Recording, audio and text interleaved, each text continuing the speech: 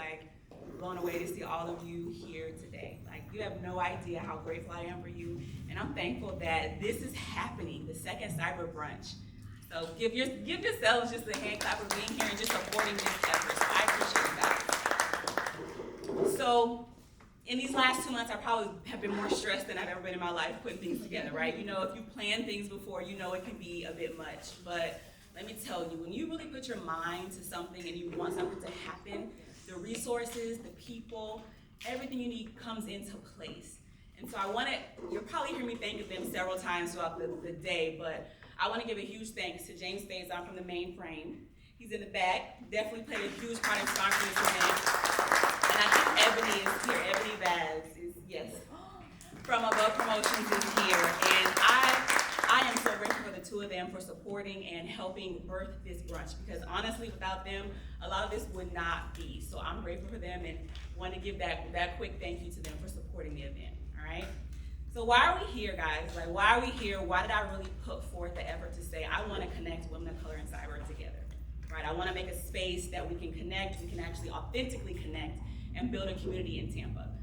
Well, about six months to a year ago, I actually had my first kind of encounter with Courtney Jackson. Didn't make it, but she actually pulled me out of my shell, right? Like, I was at Raytheon, minding my business, head down, doing the work, and I wasn't in the community. So when she reached out to me, I was like, we're here, it's more of us in Tampa. Like, okay. Well, where are we? Where's the community? Where are we? And so I was sitting just thinking about it, ruminating about how to kind of build something that is sustainable and that we can actually connect. Not just another tech event, not just another training. That's not what this is, right? This is to allow us to build and curate an alliance, right? Sponsorship, people who are beginning cyber, who've been in cyber, CEOs. I mean, you have the gamut. So it's an opportunity to build real, authentic relationships. And so when I realized there was a gap, I was sitting with my stylist in her chair, and the idea came out. I want a brunch. I want to do a brunch. I want to do something that's delicious, first of all, because Chef Tre throws it down, so it's delicious. And yes, and it just gives us an opportunity to kind of, again, get together. I don't ever want this to be so big that we lose that authentic connection. Personally, I don't know what it's going to do, because this already grew. I think we started with 5. Back in August, we had 5 people. 5. And now look. 2 months later, now look, right? So I didn't want that, but whatever it turns into, I'm open to that. But I'm so glad you guys are here. So we'll get into it. We have our first speaker that we're going to bring up. And I'm going to have to read her bio, because she's amazing, right? I don't have the whole thing down, just because that would have been a bit much. But I want to make sure we actually honor her. Actually, wait, before we do that, hold on. The toast. Did I have a toast? Oh, hold on. Did everybody grab a mimosa? If you can use your water bottle, mimosas, water bottles, whatever. This is going to be the staple. I almost forgot my toast, y'all. I'm glad I have my notes up here, because it's in bold toast.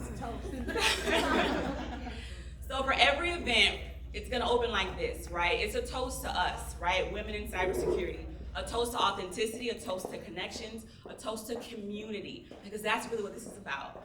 So if you do have your glass, we're going to toast and we're going to cheers to these ladies, these gentlemen, ladies, everyone who's here.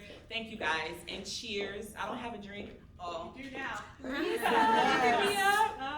Toast, you guys. Thank you so much. I would say salud, cheers, whatever you'd like to say, but to this brunch, and thank you, ladies, so much. All right, cheers.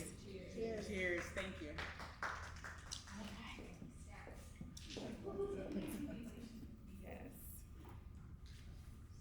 Alrighty, so our keynote for today is Miss Sally Osmond.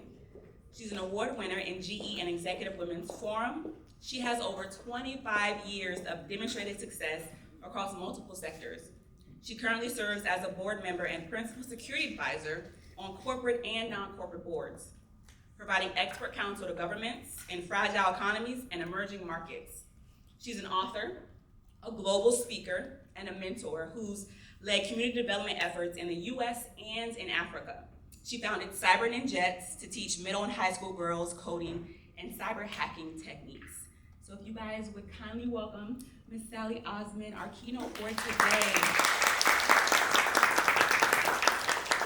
Good morning, lovely people. How are you? Good morning. Good morning. So I don't usually stand still and talk, so this is going to be a challenge, okay? How of you here have mentors?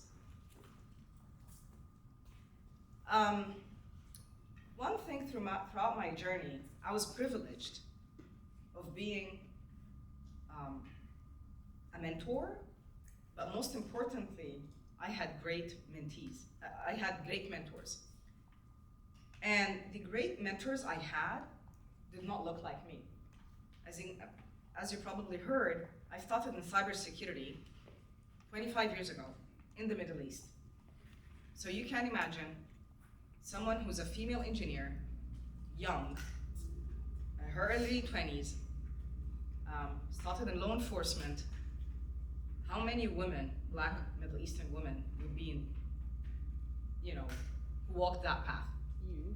So let's correct one first misconception, which is mentors don't have to look like you. Yes. So if you're looking for mentors who look like you, please stop looking, okay? If you find them great, you'll learn a lot from their experience, but please don't make it a requirement. How many of you are looking and seeking mentees and proteges? I am. And the reason is, throughout my career, until this day, I learned a lot from my mentees. Indeed, 2 of the awards I received out of the 3 were because of the great work that my proteges did, not my work, okay? My proteges today were keynote speakers in Black Hat, Saudi Arabia, highly competitive. My proteges today received awards in Black Hat. And guess what? When they just called me when I was driving in here, telling me about the news, I was obviously so excited. I wish you could see the amazing work that these girls and guys do. How many of you have a global mentor? Okay? How many of you has a global mentee or a protege? Okay? One thing also in the cybersecurity field, as you can tell by now, that the experts are not located in Tampa, not in Florida, not in DC, not in the US, some of them actually in Russia, some of them are in Ukraine, some of them are Australia, some of them are in India, some of them are in Guatemala, some of them in Turks and Caicos. That's why I need to retire there, right? Okay. So really looking for your mentors and mentees outside of your proximity and physical location is important. Now, how many of you knows the difference between a mentor and a coach? Okay. How many of you have actually coaches? Okay. How many of you are coaches? Okay. One thing I also learned, if you want to learn a subject domain, you have to be a coach of that domain. If it's penetration testing, be a coach in penetration testing, especially if you want to make sure that your experience doesn't go stale and your skill set doesn't go stale. Let me ask you another question. Do you know that a coach, you have to listen to your coach? Do you guys know that? Do you know that the main difference between a mentor and a coach, that you have to listen to the coach? Okay? You cannot afford, so the coach, the main difference between a mentor and a coach is that the mentor will help you to take a decision, will help you to reach a conclusion, but will not interfere in that decision. The coach will show you the methodology and how to get there. Think of it just like a sports coach. What happens when you don't listen to your coach? You're out of the game. You're out of the competition. So this is something for you to selectively choose your coaches, and the way you choose your coaches is what you would like to learn about a specific skill set. If it's resume writing, then you get a coach. If it's public speaking, then you get a coach.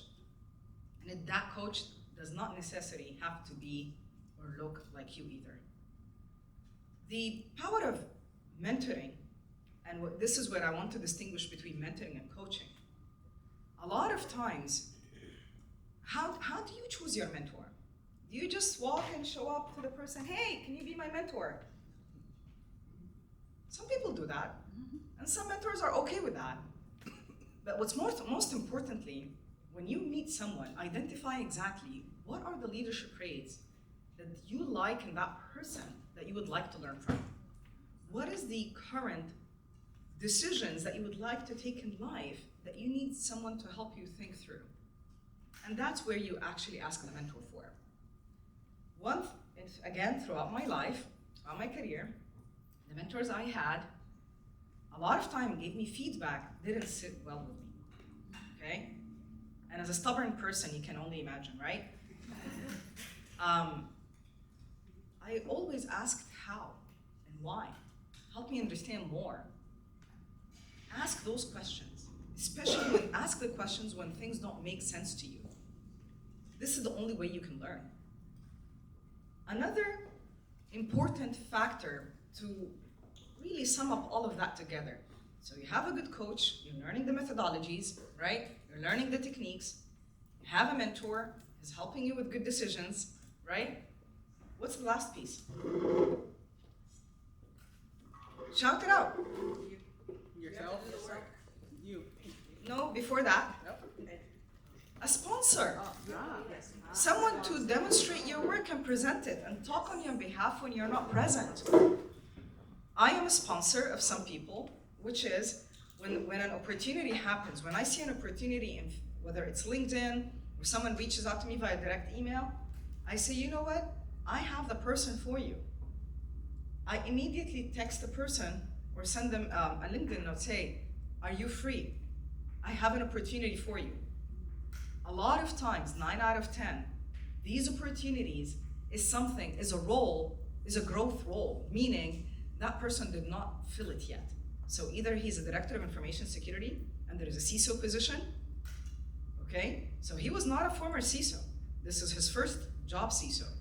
So he needs someone to say, or she needs someone to say on their behalf, hey, I know you're looking for a 5-year experience in CISO, but this guy, he never had the title of a CISO. CISO means Chief Information Security Officer, okay?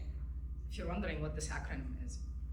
So it's not, I didn't pick it up from my garment, okay? CISO is a Chief Information Security Officer. It's an executive position for cybersecurity. So I would say, hey, this is a director. He's in a Fortune 50 company.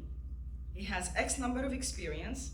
He's technical. His leadership skills is 1, 2, 3. I highly think that this is the type of CISO you need in your organization.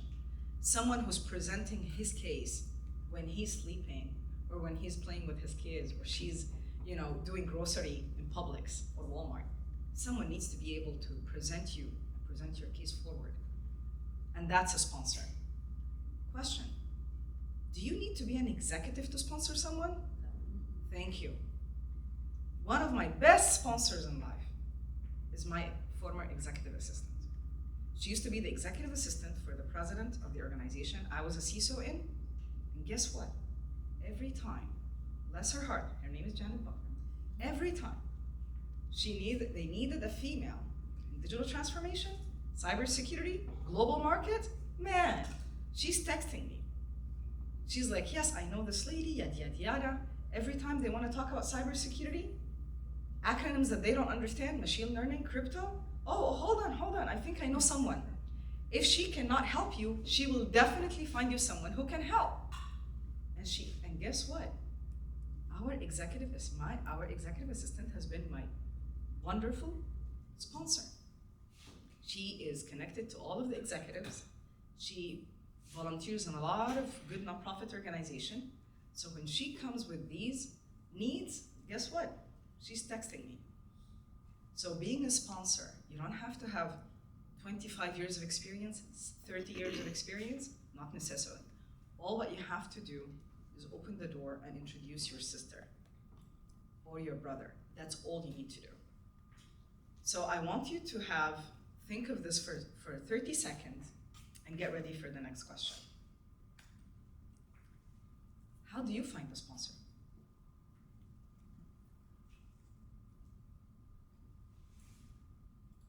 Okay.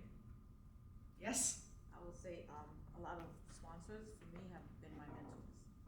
That's a good way. To that. Yes, Or that's a design. good way. What's the other way?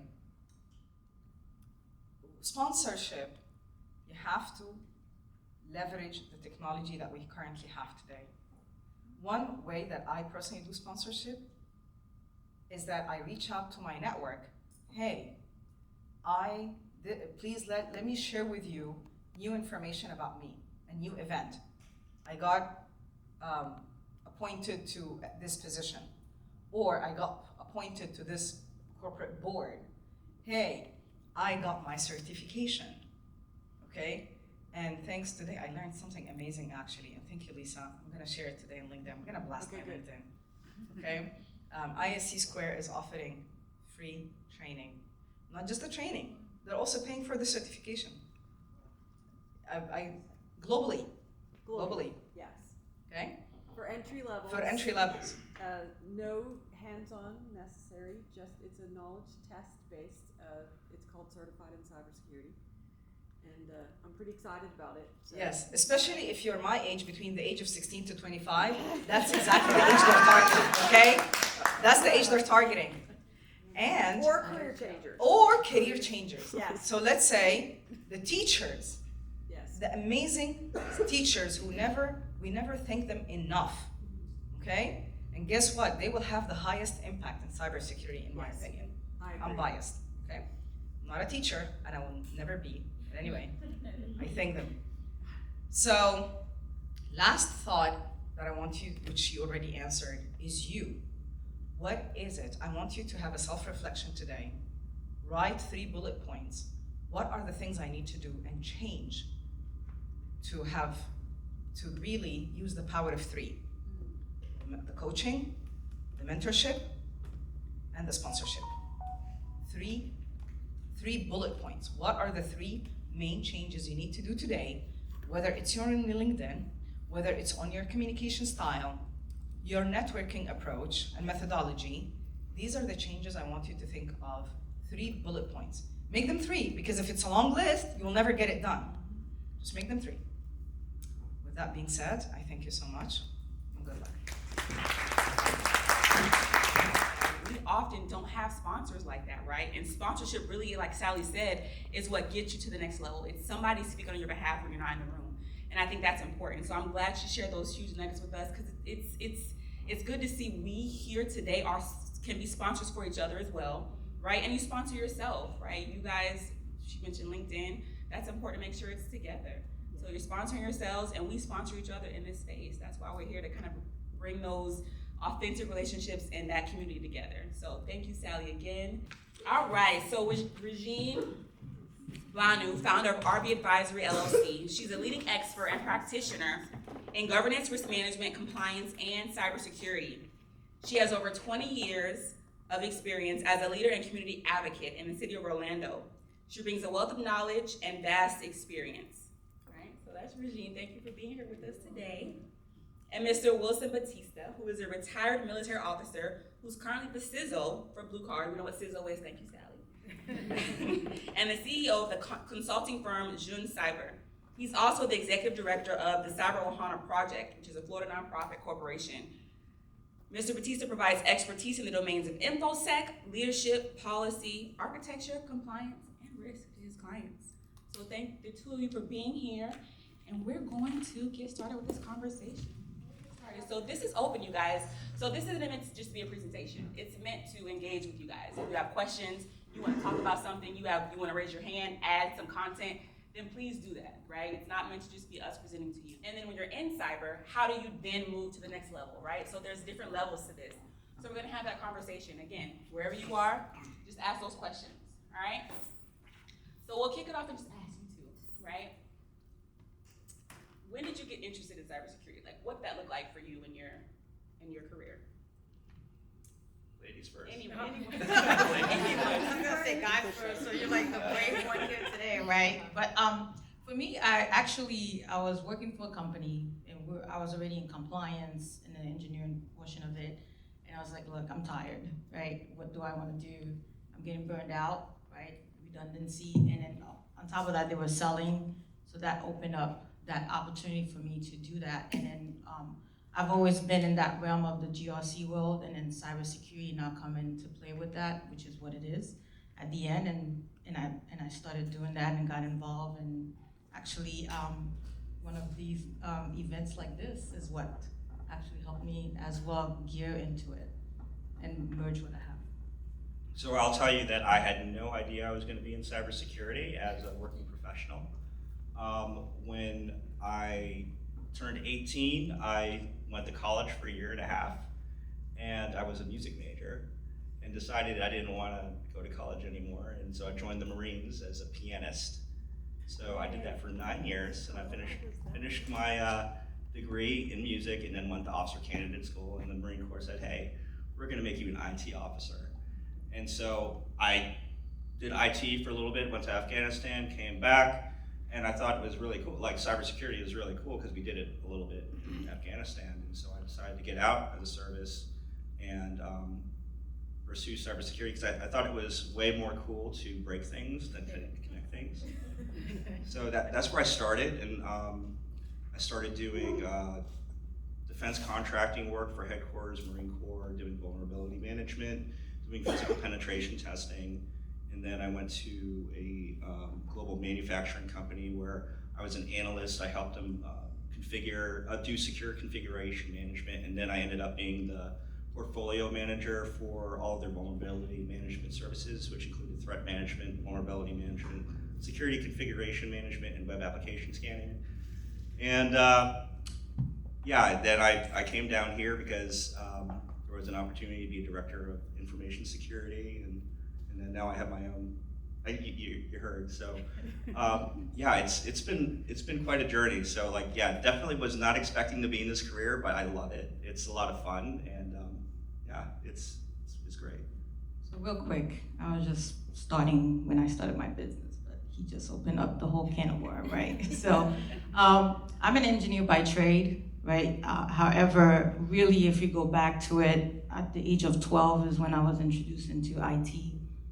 Doing robotics and programming at that age, and that's why I look to go into these schools at that age and let them know, get involved and get things done. So you don't know where your path is. But at the age of 12 is when I realized why my dolls never really made it past the first week after Christmas, right? Because I'm always inquisitive to figure out why the eyes are opening and closing. So here's my journey into information technology, and then I worked for an attorney, don't ask why, while I was going to school. But that helped as well, right? Because then I realized, how do you bridge the gap between the two things? Compliance, governance, learn the law, and then eventually got into what is called now cybersecurity. But then I started my company 6 years ago because of the fact of bridging that gap in between the two. So here you have it. Don't tell my mom, but she's okay with it now. I know what you were saying about getting into cyber through the military. That was my path as well. It's not always traditional, right? I didn't go get a certification. I didn't go to school. I was in the military. I was assigned my first role in cybersecurity. So it sounds like it was definitely similar. So what are some of the misconceptions about cybersecurity, right? I know untraditional paths and being curious as a young child, but what are some misconceptions that are out there? That you need technical knowledge, or should have been in school, or should have been doing what we've been doing before getting into that.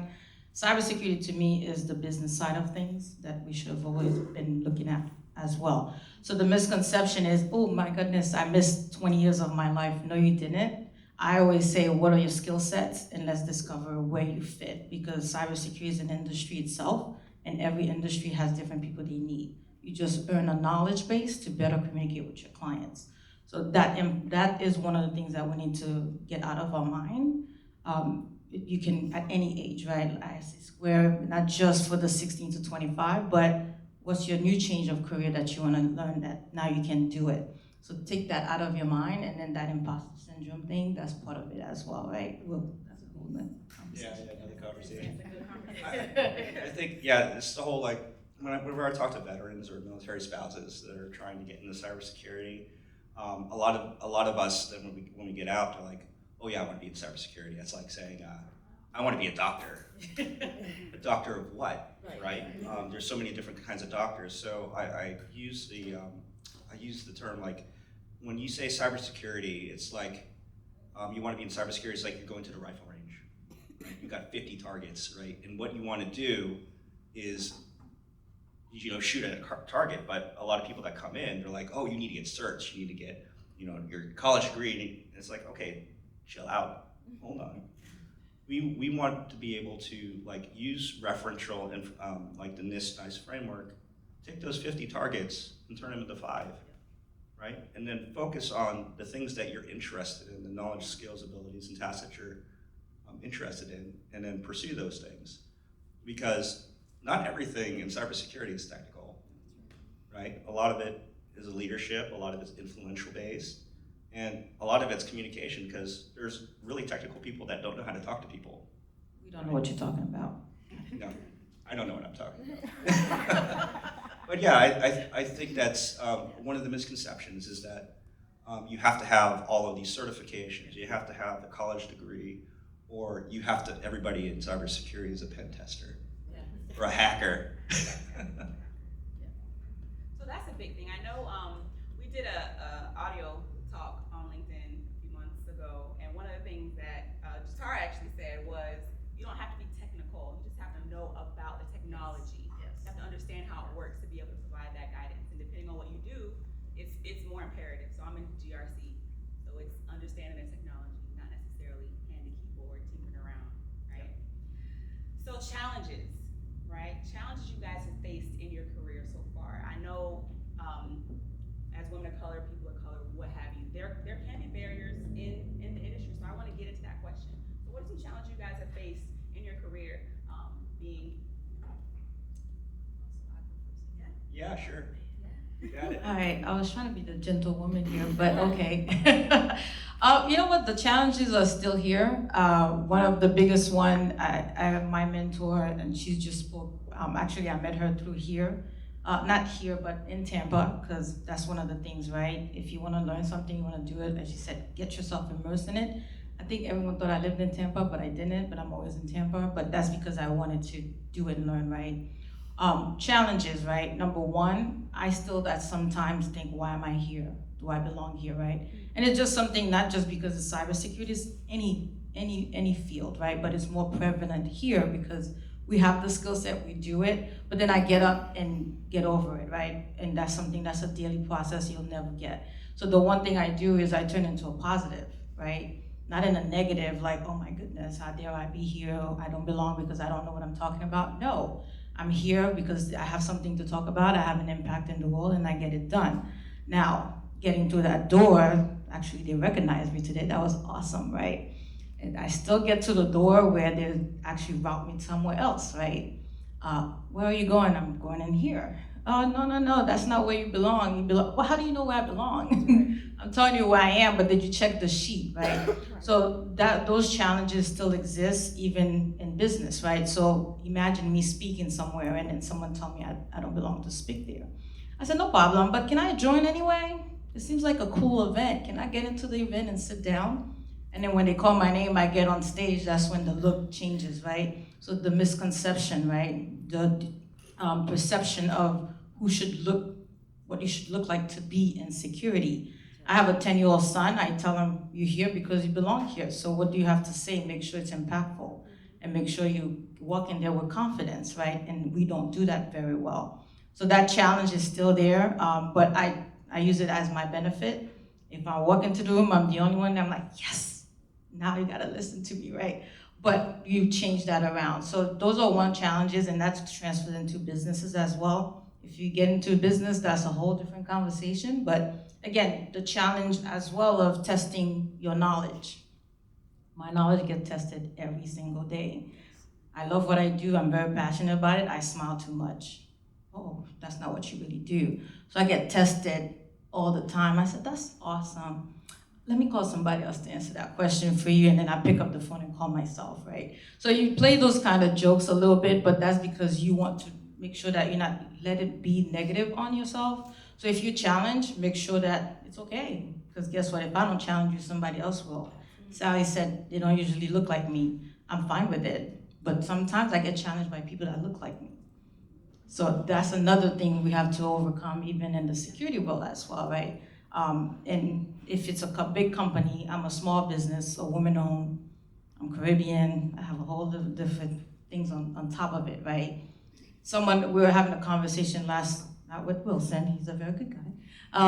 Last week I was somewhere and we were talking and this gentleman said, you know, very candid, and he's an African-American male, a high position. He said, guess what?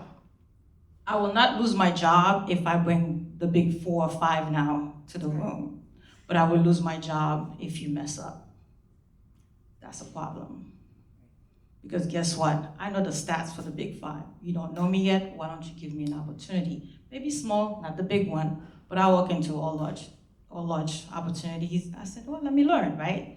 So those are challenges that you still, if we don't continue to have these conversations and build those relationships, and trusting each other, not just women as a whole, but as the minority scale of things, and then we have a big issue to continue on. But go ahead. I think you said it really well. I mean, for me, challenge personally has been like imposter syndrome, to be quite honest. Just, you know, doubting my ability to make an impact, or doubting my own skill set.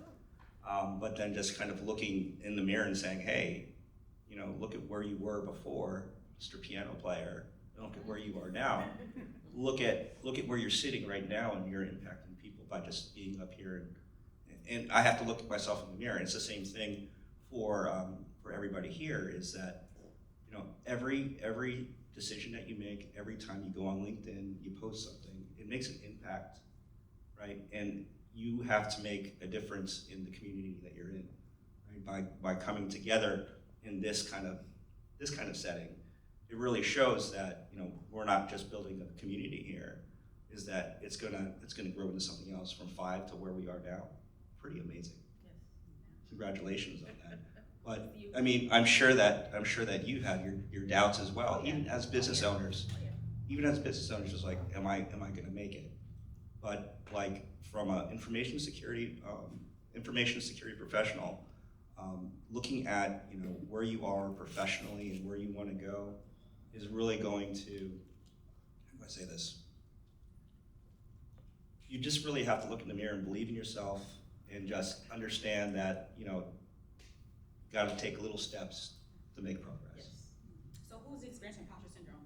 You see imposter syndrome? Anybody? Everybody? Yeah. I mean, it's real. No matter where you are in your journey, you're gonna have it. It's just whenever you challenge yourself or do something new, or you step outside your box, it's gonna be there. There's always that little voice, but it's not reality, right? It's just your feelings. It's just a thought. But when you do have those thoughts, you mentioned something about keeping your skill set up, right? Making sure you know what you're saying when you step into a room. If you go somewhere, you're on top of your stuff, right? No matter who you are, that should be the MO for you when you step into a space. So in your career, how do you guys kind of make sure you are keeping your skills up to par, and when you step into a room, you know you're gonna own it, or you know you're gonna, you know, stand in whatever it is you have to deliver in that room? How do you do that? I wake up at 3 o'clock in the morning. I'm very serious, so I will text. Well, actually, she can tell you. I text her through LinkedIn, and I'm like, why is she not answering? She says active. We're becoming best friends. But that's one of the things, right? Even in school, if I tell you how much money I own the Department of Education, you'll feel sorry for me. Probably go fund me somewhere, right? And I still haven't made that money to pay them back. Don't tell them. But the thing about it is, you have to push yourself outside. I'm in school. Everything I'm doing, it wasn't because I earned that degree. That degree opened a door for me. But I had to still attend these events, right? Find out, we mentioned what's the skill set I'm good at, what organization, right? We met at ISSA, ISACA, I've come here, I've traveled. Those shoes I'm wearing today for a reason. When I started my business and I said I needed a pair of shoes, my friend got this for me and I've been wearing it ever since, right? So that's my icon. I've retired them, but today they need to be here because it's an inspiration to, here I am, now sitting on the seat, on the stage, inspiring, having an impact for others to follow me, right? To follow what they want to do. So that's why I wear them, right? But, and they're sexy, but that's a whole different conversation. That's another conversation about how do you fit, right? Make cyber sexy. Well, aren't I sexy enough? Look at my shoes, right? Let's do it. But a guy told me that was a true one. I said, I leaned back, I said, hey, I got my shoes, right? They're sexy. But skill sets, right? You know what you're good at, then you get it done. If you want to learn a new skill set, guess what? It's going to require you to be up at midnight, up by 3 or 2, flying in, but you got books in your hands, right? So know that you have to make sure that what you're learning, you keep with the organization, and also speak to others as well, right? Build a community. Just because you're a pen tester or we're in GRC, we have friends in other aspect of the division because we need to know back and forth, right? That's another thing. How do I keep up? I speak to everyone on my team. I speak to everyone else. We communicate. We have lunch. We have little texts and understanding what's new, what are you doing. I read a lot of articles, right? I speak as well on panels and attend speaking events, right, that are challenging, that's within what I need to know for my client, for myself first, right, and then how do I get to my client? If I don't know, it's okay. I could Google it, you know, Yeah. but that's, you know, another aspect. But really getting involved with organizations like this, building a good community, and also getting involved with your skills, with what you're learning, and immerse yourself in it. And learn somebody else's skill as well, because that's where the conversation will change. Just because I know about HIPAA doesn't mean somebody's not gonna ask me about PCI, or if we even know what that is, right? You don't know where the conversation is gonna lead you, or where that pathway you are going to lead you. So if you're in a team setting, collaborate with the other group and become friends, right? And we've been hearing cybersecurity's career is not lateral, it's not an upward movement, it's back and forth. So that's where you build that team and skill set. And just read. Yeah. Reading, learning is always occurring. If you're not constantly learning, you're really putting yourself behind the power curve. I mean, you talked about like skill sets and improving your skill sets. Yeah, of course, we want to make sure that we're top notch in what we do every day. Personally, what I do to keep up is just like go into something that I really don't like and try to learn it as best as I can and try to muscle through it. For example, yesterday I attended B-Sides Orlando workshop called Hacking APIs. I have no clue how to do that, but I sat there through burp and struggled through it. I was the slowest person in the class, but I did learn something. So when I go actually to a pen testing conference, I'd be like, oh, I know what JOTS is, or I know what JSON, I know how to read it. I know what burp is. I know how to run a scan. Those kind of things. And like, I'm not an expert in these things, but guess what? Like, I have a little bit of knowledge that when I have a conversation, I'm gonna say I'm not an expert, but I understand this a little bit well enough to have the conversation and ask somebody to learn. And then also, like, when we're talking about like building your skill set, is just surround, in the Marines, we always said steel sharpens steel. Surround yourself with people that challenge you, right? If you're the smartest person in the room, it's like you're not in the right place. Like, you need to be challenged intellectually. And that's how you really are gonna get better in this industry, is by like going in there and being like, I don't know what the heck is going on. If you find yourself in that situation, you're in a good spot, especially if you want to learn, right? Because you're gonna be like, I wanna know what these people are talking about, right? And when I understand this, then I'm gonna move up another level, another level, another level. So it's constantly finding those groups that are gonna inspire you, and those groups that are gonna also challenge you, and they may not be so nice, right? But you have to be able to get in there and take the punches and, you know, kind of struggle through it. And that's how you learn. I have a 10-year-old son, and I like the way he said they may not be so nice. I tell him, you have to push yourself and become friends. Those are challenges we're going to get, right? Co-workers, colleagues, business, whatever it is, right? You need to learn how to overcome them. So guess what? Volunteer yourself, learn something, like you said, learn something new. When I started, I went to conferences. There was a lady sitting on stage, and that's when I'm like, what? I know more than she does. I can do this, right? She was an English major. We have a pianist, but guess what? He's an orchestrator now, right? With cybersecurity and how we need to do it. She was an English major, and she actually raised her hand when cybersecurity became a thing. Oh, that sounds interesting. I'll do it. guess what? She's a CISO now, Yes. right? Another good friend I have, she was a hairdresser, beautician. Now she's the biggest global CISO awardee in XR AR. We went to Germany to speak together. Because, you know why? How did this happen? One of our client was reading the book. He said, oh, that's interesting. What is that? He said, I'm done with it. You read it and then we'll talk next week. Now she became a hacker, immerse herself into it, right? You just have to do it and get it done. I think also too, it's interesting that we're talking about, you know, an English major, a pianist being in cybersecurity, beautician as well. As you think about those really out there skill sets, but you could actually tie them in, right? And if I don't know how many people here are students or just like career changers, but the skills that you've already learned are applicable, right? When I talk about like being a pianist, everybody like chuckles a little bit, but I had to learn how to improvise, right, all the time, and you have to be creative. And one of the struggles with technology is that it's very like by the book, sequential. So when I went to all of these technology classes, everybody was just like, well, why did you come up with this when this is the way that it's normally done? Well, because whatever I did worked.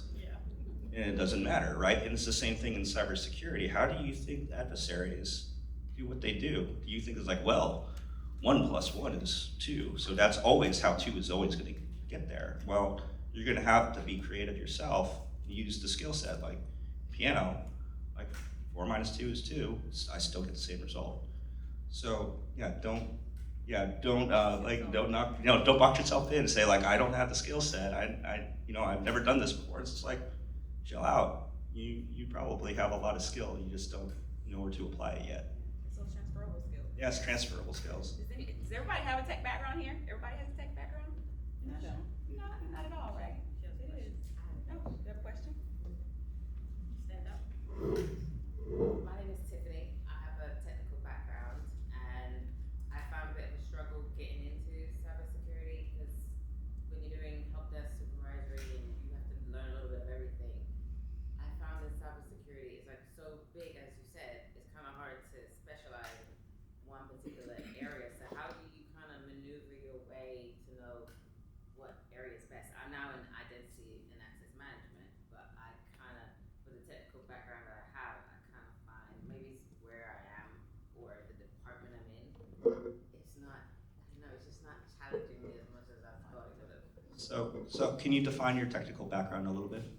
My technical background is I started in help desk, break fix, desktop support, then supervisor of a team of help desk. So that's pretty much you doing software, Microsoft, troubleshooting a lot. So that's more of my background. So I have been doing it for years, and you kind of got stuck in the support area of IT. And since I got out of the military, I decided to get into cybersecurity. But all you hear is you need certification. Yeah. So Join Cyber Ohana. Talk to me. Well, so I always ask is why cybersecurity? What is your why? Simon Sinek has the golden circle. Yes. You have the what, you have the how, right? But what is your why, right? And for a lot of military personnel, it's like, I want to serve, I want to protect, right? So maybe that's what it is. Then I invite you to go to the NIST NICE framework, right? Look at all the roles, the domains, and say, I rank this one as the coolest one, and then the GRC is the lowest priority one. I'm not hating. I'm in GRC. I'll see you at 3 o'clock. I'll see you outside. But you take a look at the domains. You take a look at the roles, the knowledge, skills, and abilities, and tasks, and then you say, okay, these are the things that I think would be really interesting, right? Like for instance, you say, oh, I really like programming, or I really don't like programming, right? And then you just start like putting them in these priorities. You say, all right, maybe it's like, for instance, you want to be a penetration tester, right? You don't have the skill set to do it right now, right? But you're already in the tech space, And we have to understand that cybersecurity is a journey, right? It's a constant evolving thing that you're moving towards. So like anything in life, it's like stepping stones. Because you have to know what you want to do, and I think that's the first step in moving forward, right? Yeah, there's a management position, but do I really fit that management position? Sometimes you don't, because guess what? It's not pretty. But you're gonna have to require, right? 9 to 5 is no longer 9 to 5, right? Do I really want it, or what is it that I really want that aligns to it as well? And as Wilson said, it's a step, right? Take the step forward, but it's still going back to reflecting on what you want, understanding what's available. Does it align with where I want to be, not just for today, but 5, 10, 15 years, and what's that projection, right, that we want on the vision board? Yeah, and I mean, if you want to be in management, if you want to have those kind of leadership roles, you need to get out of your box and take some leadership courses, right? Take opportunities to get up and do public speaking, because that's all going to be applicable when you start leading the people that eventually you're going to lead. So the other part here is your business acumen. You know, when you become a chief information security officer or a chief security officer, you're going to need to be able to influence and negotiate with your fellow peers to make an investment of large sums of money and show how it's going to have some kind of ROI. And if you can only say, well, we need a firewall and it's going to cost $5,000 and it's going to protect our stuff, that's not a very good negotiation tactic. So you're going to have to learn how to understand. It's like, we need a firewall because we have a reputation to keep, and and you're able to explain the value it brings to the organization from a business standpoint, not from a security standpoint. That's what I would say is the next steps. And then automation. Learn how to automate everything. Yeah. Do we have any more questions from anybody out there? Because we're gonna, if not, we're gonna, oh, yeah. Not a question, but I was just gonna speak to Tiffany's question, and I think a little bit, Jess, is like, how do I grow, and what's in it for me when after I'm, I don't know, a tenured professional. So right now at work, I'm mentoring 3 women who are actually all my own age. And they all feel like they're very trapped in their jobs. They want to go to the next level. They just don't know where is the next level. And I told them, okay, this entire time, this conversation has been about you and about how unhappy you are, but you don't know what it takes to make you happier. Have you ever sat down and asked your boss, how can I make your life easier? Because your boss has a ton of work that he doesn't have enough bandwidth to do.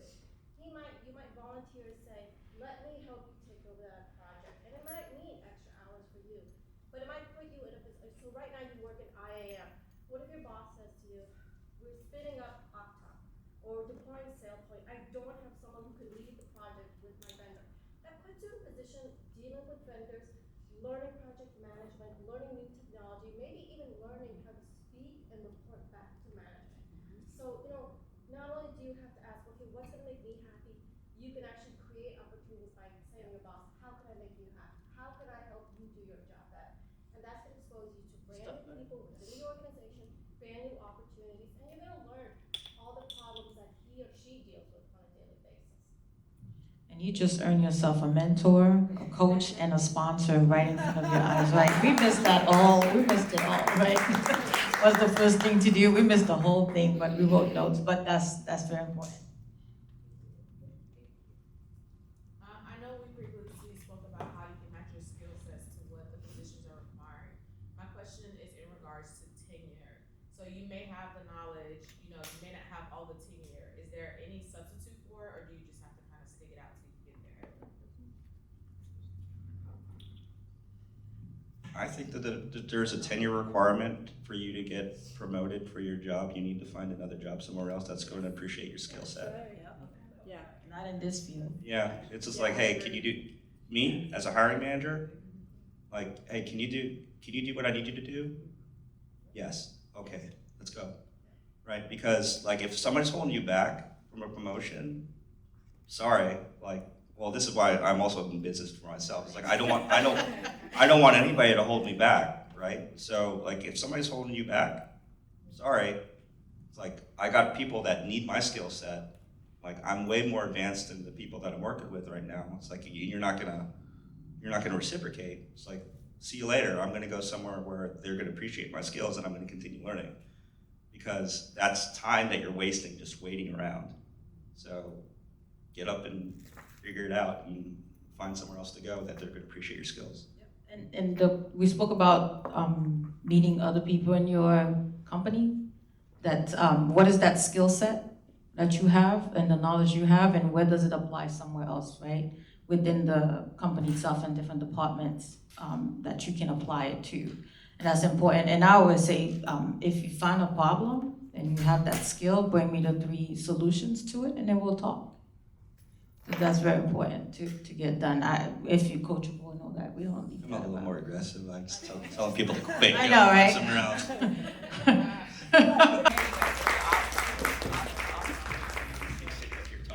I know.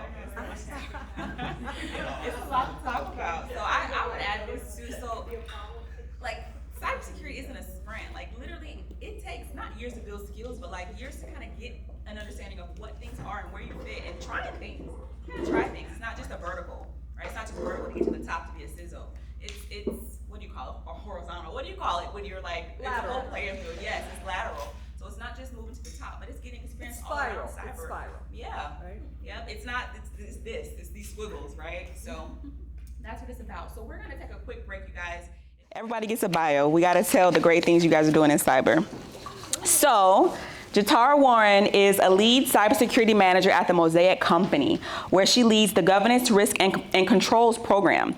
She has over a decade of experience under her belt serving in various roles within information technology and cybersecurity for the U.S. government as well as Fortune 500 companies. Ms. Warren is passionate about sharing her knowledge and helping others to pursue their dreams and visions through mentoring, coaching, and educating aspiring cybersecurity professionals.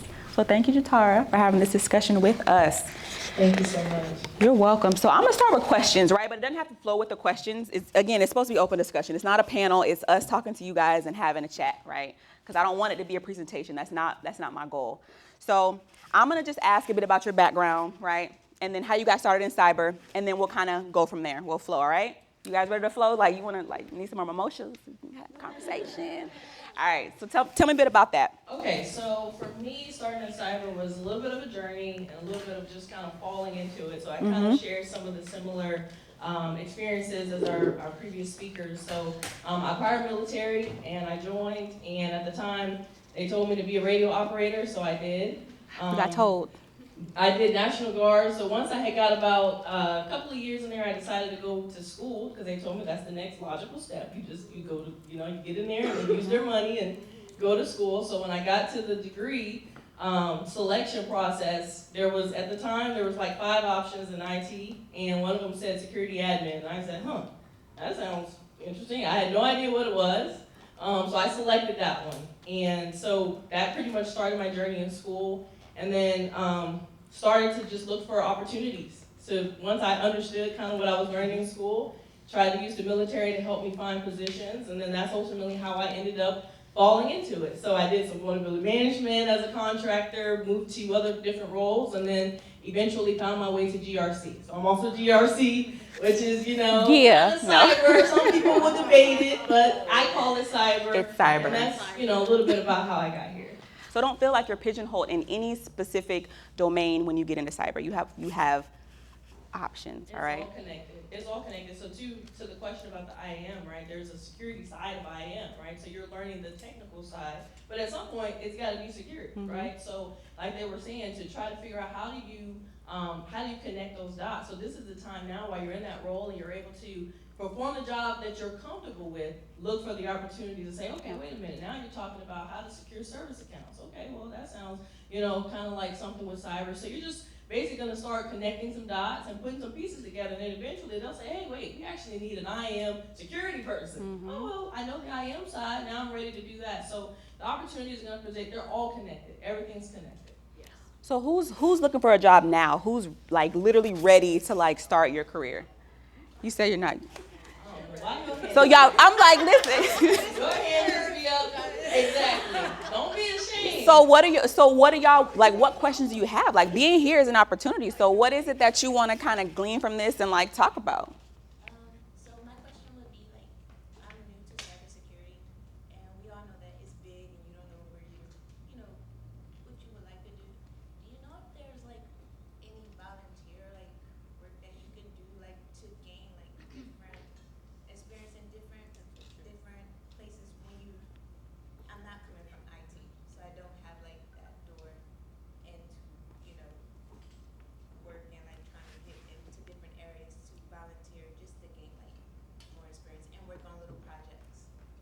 So there are apprenticeship programs around the state. Yep. I don't know exactly the website, but I know the president has been really pushing the apprenticeship programs. It's not volunteer what you're asking for, but there are companies out there with apprenticeship programs that will get you hands-on, but also get you training as well as part of the program. So you might want to listen to, I think Paragon is. She does, yeah. She does have. Yeah, she has a program. So you might want to ask Courtney about that as well. Yes, ma'am. Can Oh. I just answer the Oh. question by disrupting your question? Did you say that you don't have IT background? No, What did you say, I'm sorry? I said I'm not coming from an IT background. So, who all here thinks that to be in cybersecurity you need to be an IT person? Mm-mm. Okay. Thank you. Okay. Yeah. To be specialized in cybersecurity, you don't have to have an IT background. Actually, a lot of hiring managers look for specialties, for example, marketing, communication, people who have education background. Cybersecurity awareness and training is one of the most underserved areas in cybersecurity. Yeah. Because we always bring techies to teach cyber, and that's wrong. That's not their forte, okay? Writing policies and procedures. A lot of people think that when you want to have the right standards, you can't bring a network engineer to write you a policy. It's no. Okay, but you're trying to get into cyber. So, yeah, I mean, there's definitely a lot of programs, and they mentioned a few, and so I know that there's some other folks here. Make sure you connect Cyber with Florida, these yes. ladies right here, because they actually did a pretty awesome program. I think it's called CyberWorks. Yes. CyberWorks and stuff. So there's lots of plenty of opportunities, but definitely going back to the number one thing, get a coach and a mentor to help you to navigate all the different areas, because the number one thing I start with, what exactly are you trying to do in cyber? It is too broad of a term Right. to just say, I just want to get in cybersecurity, right? Do you want to be a technical person as it relates to cybersecurity, or do you want to go like into a more of an analyst role? That doesn't require technology. That matters, right? Because that will guide what kind of courses and training and opportunities we would provide or advise you to do in those areas, so. Yeah, I would say when you do narrow down a few, and then I'll jump to you. When you do narrow down a few, there's like cyber projects you can do. You don't have to be hired by somebody. You can just test to see if you like how something works. So there's certain projects you can kind of either work with your mentor or sponsor on, or go to platforms like InfoSec or Try Hack Me. They have different projects and things you can have a pseudo hands-on experience to know if you like it. Like, I'm never going to be a hacker in life. I will never do that. I love solutions. I love GRC. I love people. I love engaging. I'll never do something super technical, and I know that about myself. And so that's a way to just try and see what works and if you like something without having to kind of put a name to it. I think she had a question first, and then we'll bounce around. Okay, so I have a few degrees in network-based and cybersecurity. I'm also getting my master's right now in cybersecurity intelligence. And I am looking for a job or an paid internship, and I haven't had any luck. And I'm just wondering, is there something like on a resume or something that people are specifically looking for from someone that doesn't have the work experience but has the educational knowledge and experience to find a job? So you want to go ahead and answer? Yes, so just as an owner, when we are interviewing others, whether you're entry level, whether you're higher level, we do not just look at your technical skills, because every day we have a customer to please, and we need to make sure that your personality meets that customer's personality. So don't ever go into a job and diminish your value because you don't believe you have the technical skills, because it does not always require the technical skills. Sometimes, some of my best employees are those employees that aren't as high up. And that's because a lot of times you have people that are so senior that they won't move out of their own way. Mhm. So when we have those people that are still on the grind, those are our best employees, because they're still trying to win just like we're still trying to win. I just took all of my employees to Disneyland because they are me. Can I would apply? be nothing without my employees. So don't ever, when you go for an interview. Listen, okay, we all like, you hiring? Like, look, a free trip to Disney World? Sure. I'm sorry. When you go on an interview them too. Yeah. You have to, because you need to because we're never gonna get anything done. Right. Yeah. And like you said that you've been applying, you haven't been successful yet. So the number one thing we're all gonna tell you is to keep applying. Yeah. You gotta keep going because there's a lot of jobs out there, but there's a lot of cybersecurity people now. That's okay. Don't be discouraged. Don't be scared to go ahead and apply and keep applying. As far as your resume, you may get some extra help just to make sure your skills and the things that you may not be bringing out are there, Right. so that they can actually see what value you bring. But like she said, we're not looking for the technical stuff all the time, right? Depending on what the job is. But you have to put the resume in front of us or we're never gonna see it. So definitely keep applying. Yeah. Yes, ma'am. Do you have a LinkedIn profile? I do have a Okay, LinkedIn. so, do you know some companies you want to go work for? You do some research behind that and then look at the people that are working there. Oh, yeah. And then connect with them and just connect with them. And say, here's what I'm doing, I'd like to connect and find a way to, not just don't ask them what Right. just gonna connect because there's that process and then once you're done, OSINT. What is it? Open Source Intelligence on LinkedIn. Yeah, I've hired people on LinkedIn who've reached out to me at some point, and they've come back and applied and said, hey, Candace, I applied to this role like a month ago. Oh, you did? Okay, let me go see. And I've hired people through that, and it's just because they've made themselves known, and I didn't know, and they met. Exactly. Yeah. We just had an intern program at my organization open up, and I posted it, and there was someone at the last cyber brunch that I reached out to, and I said, hey, we have an internship program, go ahead and apply, right? So being in this community is you're already exposing yourself now. Now it's just making sure you keep putting the resumes out there, and like she's saying, use LinkedIn to keep putting yourself out there. Things are gonna line up. It's gonna line when the time is right, when everything lines up. That's how you know when something's a blessing, is that it should come with no burden, right? You don't wanna just be forcing into a job and then you end up not happy. Right. Or you end up something going wrong, or you end up having to leave. So you wanna be patient. Make sure you're getting the right job in the place where you actually truly can grow. Yeah. Thank you. Oh yeah, yes ma'am. Oh, you need them. Well, then we're gonna give you this. Hold on. Oh, sorry. You're fine. Ooh. I know. Listen, that's why I have it down there. Get it out now. Okay, no, you mentioned something, and I just want to add on to it. Definitely, the position that is for you, it is going to come easy. I will say I interviewed for multiple roles, and I just left the interview because I was so intimidated because it was just a panel full of males. I want to say the position that I have now, I actually ran from, and it was the smoothest interview ever. It was very conversational, and I was just like, you know, you have to second guess yourself, like, is this real? Like, is this really the interview? And he was like, hey, you know, we're gonna stay connected. I don't have the role available now. Yeah. Yes. But if something opened up, I love your personality. And I was like, oh man, like I promise, I laid back on the bed. I'm like, God, you know, the next time something opens up for me, I am going to jump on it. I'm not gonna wait. I'm not going to, you know, have that imposter syndrome. Like, I'm gonna go for it. The very next morning, I get a call like, hey, one of our guys just put in our notice, Come on now. Come on. So, just like back to when you, oh my goodness, I'm so emotional. It's okay, listen, it's okay. I need a napkin. Can I get a napkin? Yes, you have a napkin?